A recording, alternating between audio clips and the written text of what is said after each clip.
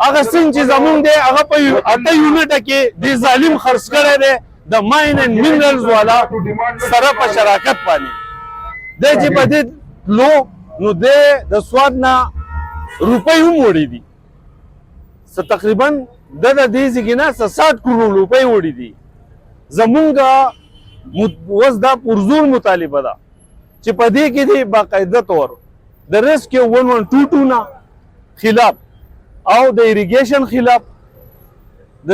زد کې بي خلاف د دې کسانو خلاف چې د او د ډي سي خلاف د دوه خلاف دی اف آی آر یوشي. دا کسان دی د قانون کټهرې تر وستل شي